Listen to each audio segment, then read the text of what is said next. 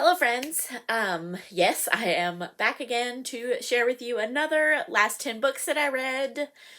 I've just really been in a reading mood, so we're going to go with it because I'm sure at some point we're going to hit a slump and yeah. But for right now, we are doing very well. So it's 10 books. I actually counted up 4 of them were 5-star reads. So, we did really good this time. I don't want to insert the pictures, so I'm going to try to bring up covers of books that I don't own on Goodreads, and hopefully it will just show on my phone through the camera well. The first one is Off to the Races by Elsie Silver. This is book 1 in the Gold Rush Ranch series. This one is on KU. I heard somebody else talk about this one. Excuse me. I heard somebody else talk about this one that it reminded them of this show that they used to watch about the world of horse racing. And that show was Wildfire, which I was obsessed with. This was probably like high school into college time when Wildfire was airing. And it was so good. Anyway, the book. So the book is about, let me get the name since I have it here. Okay, so this one is Billy and Vaughn. Billy is a horse trainer, and Vaughn has just inherited his grandparents' like horse training, horse ranch. Excuse me, I sneezed before I started filming, and my nose is yeah. Anyway, so he's just inherited this, and somebody that worked for his grandfather suggests Billy as a new trainer. The ranch is going through a bit of an issue because after his grandfather passed away, stuff came out that he may have been fixing races. So they're trying to work through that suspension and getting the ranch back on track, and Billy's trying to prove herself because of things that happened in her past. So that was a little bit Chris-like from Wildfire. And then Vaughn is dealing with the pressures of his family. They also own a business in the city that he's been kind of like the face of. And I felt like that was very Junior-esque from Wildfire. But I adored this to pieces. I gave it 5 stars. I think because I was relating it so much to Kristen Jr. from Wildfire, but it was very different as well. But I loved it. It hit exactly the spot that I wanted it to hit at. So the next one, let me pull it up. The next one was book 3 in this bind-up. I forgot since I wrote the title of it, but it's called Rising Assets. This one is Melanie and Colton. They have been best friends. They've been kind of like a trio with another guy who's, I'm assuming his is the 4th book with the sister of the family, but I only have 3.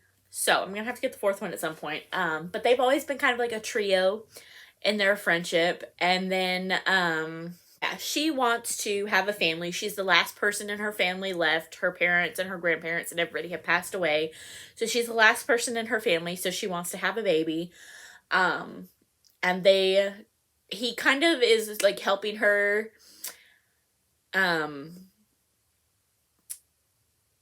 I trying to say? He like tries to help her. Like he sees her at the appointment and she tells him that she wants to have a baby. And, or like he sees her at the appointment and he thinks she's pregnant, but like it gets out to the whole town because it's a small town, and then she tells him that she just wants to have a baby. So he starts trying to help her like get to appointments and take care of herself and all that kind of stuff. And then it kind of becomes a friends with benefits situation, which I don't love. I don't love a friends with benefits thing.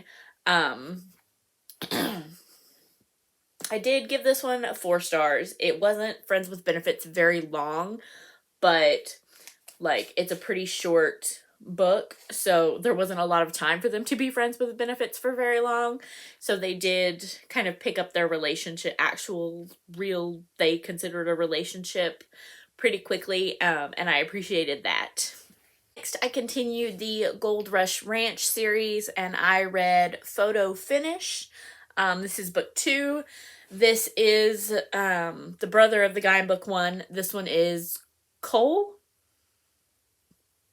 Yes, I think his name is Cole. He is a former soldier, and he comes to, not really sure why he comes to the ranch. I think just because of the business. He's the older brother of the guy, so he like runs the family business, and I think he just needs to get away from the city. So I think he comes to the ranch, and he meets Violet, who is the jockey. She had her first race during book 1.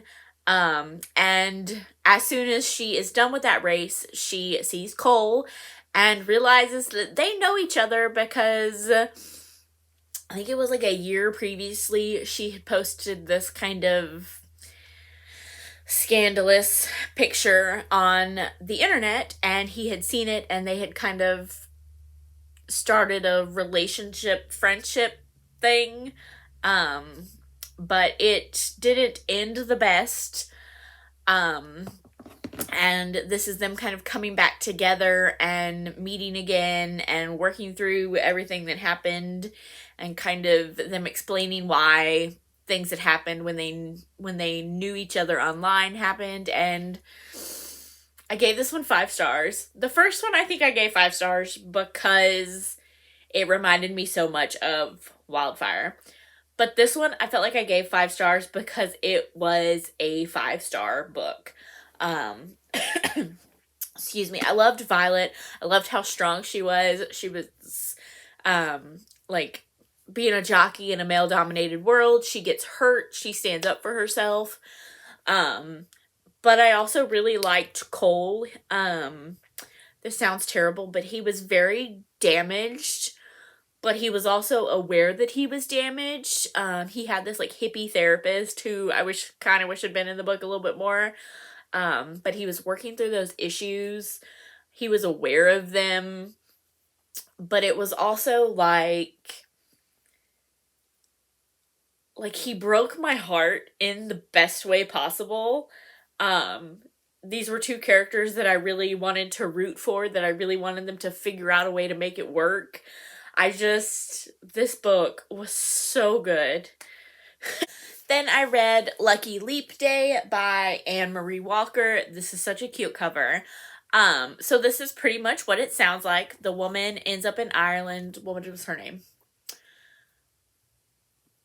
Cara? Cara. C-A-R-A. I'm gonna call her Cara.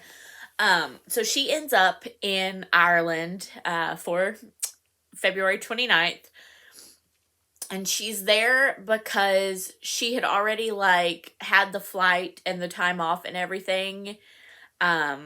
Because her ex-boyfriend had some type of speaking event or something, but he ends up breaking up with her right before, and she goes anyway because she's already got everything done. So she ends up in this pub on the 29th and ends up marrying Finn. And they like it's the morning after, and she's supposed to be heading back to the US. I think it was LA. Back to LA, but they kind of work out that they're not going to be able to have the marriage annulled or whatever because she's got to leave. So Finn comes back to America with her, which I don't know the legality of that situation, seeing as how. Anyway, how can you not? I don't know. It just, that part didn't make sense to me, but this was pretty cute. I ended up giving it 4 stars. It was pretty insta-lovey. I think the whole thing takes place within a couple of weeks. Excuse me. And I didn't like the fact that it was a drunken proposal and marriage. I kind of wish that maybe it had been a little bit more of a conscious choice. But I also don't know how that would have worked with her just being there for the weekend. So I gave it 4 stars. I did really enjoy it though. Next, I read Once Upon a Sunset by Tiff Marcello. Probably butchered that name. I'm so sorry. This was a Book Bonanza author, so I picked it up. I ended up giving it 4 stars. Let me find names. So this one not a lot of people are going to enjoy because it does really toe that line between romance and just general fiction. I'm not going to call it women's fiction because but so this one is about Diana, and she is a doctor. And after her grandmother passes away, her and her mother are going through the grandmother's things, and they find this set of letters from her mother's father, who went off to, I think it was World War II, and went to, went back to fight in Puerto Rico, where he was from.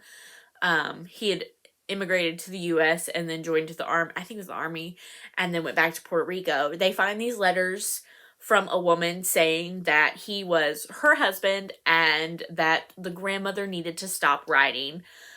But they had grown up, both Diana and her mother had grown up their whole lives with the grandmother saying that he had died at war.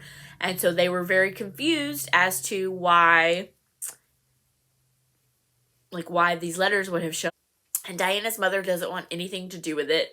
But Diana, she hires a private investigator, and she searches these up people on Facebook and ends up finding the woman who wrote the letters' great-granddaughter, I believe. And so Diana's mother doesn't want anything to do with this. She wants to just go about her life the way that it always has been. But Diana ends up going to Puerto Rico and meeting them and trying to find out what happened to her grandfather. Why didn't he come back? That kind of stuff. There is a love interest. It does kind of all work out to a happily ever after, but there is a lot of that family aspect in it. So this is not one that's going to be for everybody. There is a romance in it, but I would not really consider it a romance book. So just keep that in mind. It was very good though. It kind of reminded me of Rebecca Yaros's Things We Leave Unfinished, Chanel Clayton's, which one's the first one? Next Year in Havana. Those kind of books where it's about the woman now learning about her family in the past. That's the kind of vibe that it gave me. Then I listened to Kind of Cursed by Stephanie Fournette. This one is about Millie, and she believes that the women in her family are cursed to pregnancy. They, I think she said 4 or 5 generations back, all of the women have gone to their wedding pregnant. And her parents had recently passed away. I think a couple months before the start of the book, her parents pass away, and so she is raising her 3 younger siblings, and she's kind of sworn off men because she doesn't want to end up pregnant with her own child while she's trying to do right by her siblings. And then one day, what's his name, Luke? Yeah, his name is Luke. He shows up with plans that her mother had made from before she passed away. He's a contractor. They had just kind of gotten behind schedule with other projects, but her mother had wanted to redo their kitchen. And so, she talks to the younger siblings, and they all agree that they want to go ahead with the kitchen renovations. And so Luke is around every day, and he and Millie are really drawn to each other. So it's their romance, and I ended up giving this one 4 stars. No, sorry, I gave this one 3 stars. I really wanted it to not play out the curse portion. Um, Normally I don't mind when the epilogues have babies and all that kind of stuff in it. But this one I kind of just wanted it to prove the curse wrong, I guess. And it didn't. Her and her younger sister in the end are pregnant, and that was a bit of a letdown. I thought I wanted it to go a different way. Then I read Electric Idol by Katie Robert, and I gave this one 5 stars. This one is Psyche and Eris. Correct. Yes. Eros. I'm probably butchering that. Which I didn't really know much about the original story, so I cannot speak to the retelling. But this had that same trope, kind of like The Hunter by Kerrigan Byrne, where he is sent to kill her and meets her and can't do it. Which,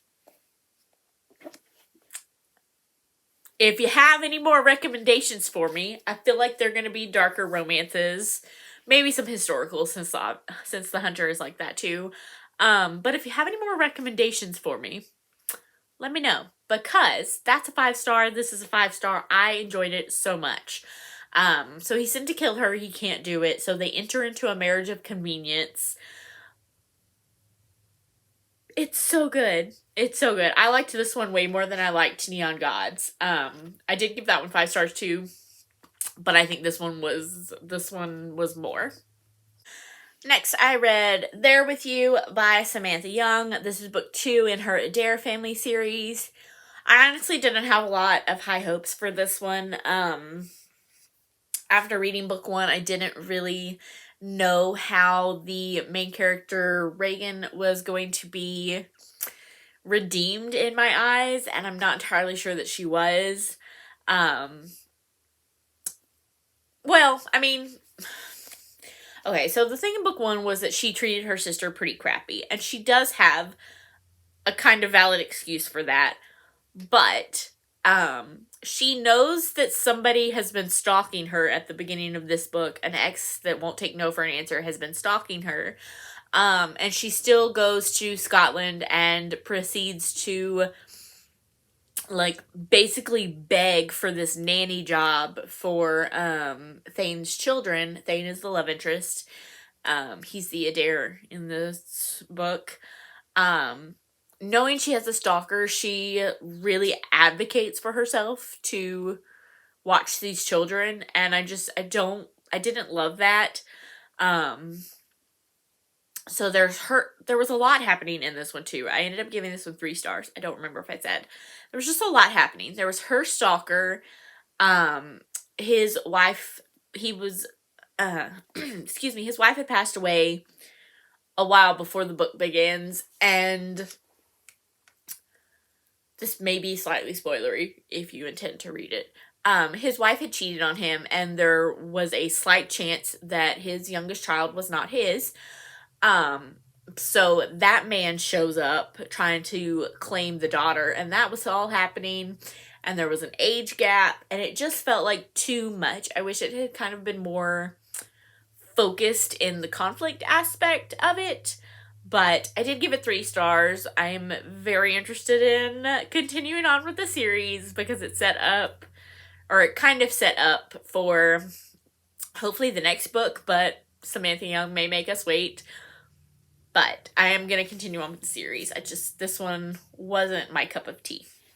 Then was Rebel by Beverly Jenkins. This is in the Women Who Dare series. I don't remember if it's in order. I think I read that these aren't really connected characters. So this one is Valinda, and she is in New Orleans after the Civil War. Oh yeah, the first novel in Beverly Jenkins' compelling new series. So this is Belinda. She's in New Orleans. She is from the North. I believe she was living in New York City. Um, and so the Civil War is over, and she goes to New Orleans to teach the Black people who have previously been unable to go to school how to read, how to write. She's basically running a school for them. And so she ends up getting on the radar of people who don't want that to happen. And I believe they burn down the school. They attack it somehow. I think they burn it down because she ends up needing a new building. And so she's running away from them because they are trying to attack her as well. And she ends up running into Captain Drake. And he kind of takes her to his family's home, and his mother really takes a liking to her, and the mother really helps her kind of get back on her feet and get back out to the teaching and all that kind of stuff.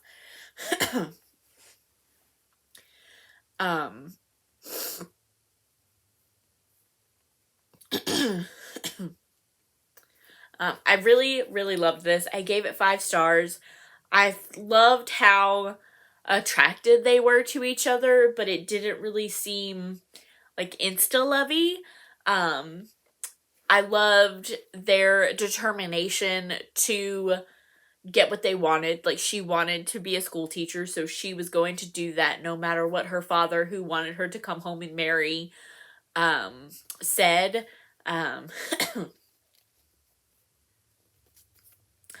I loved how drawn he was to her. I loved how determined he was to give her what she wanted and not, like, silence her just because she was a woman. Yeah, I loved this to pieces. This is my favorite Beverly Jenkins that I've read so far. So if you like her books and haven't read this one, please pick this one up. And then we went a bit downhill. It breaks my heart to have to say this, but I read Speakeasy by Serena Bowen, book 5 in her True North series, and I gave this one 3 stars. So this one is about May, who I love. I love her in the other books. I liked her in this one. I don't think I loved her as much in this one as I did in the previous books. So May is bisexual, and in the previous books, she's been in a relationship with this woman. I don't remember her name. But her family doesn't like her girlfriend. Excuse me. So at the beginning of this one, May shows up at a bar and realizes that her girlfriend is there with her ex, and they are cheating on May. So she kind of starts to cause a scene, but ends up getting stopped by Alec, who is the bar owner. And he kind of whisks her away, and they go and get her stuff, and they return home, and all that kind of stuff. And it's the romance between May and Alec. And I obviously cannot speak to the bisexual representation. That's just, yeah. But I need somebody who can speak to the bisexual representation to let me know what you thought about Alec, because I thought he was very hung up on the fact that May had had sex with a woman before. And I felt like he kind of fetishized it a bit. He just really seemed to, like, stick with it once he, like, made comments about it a lot, you know?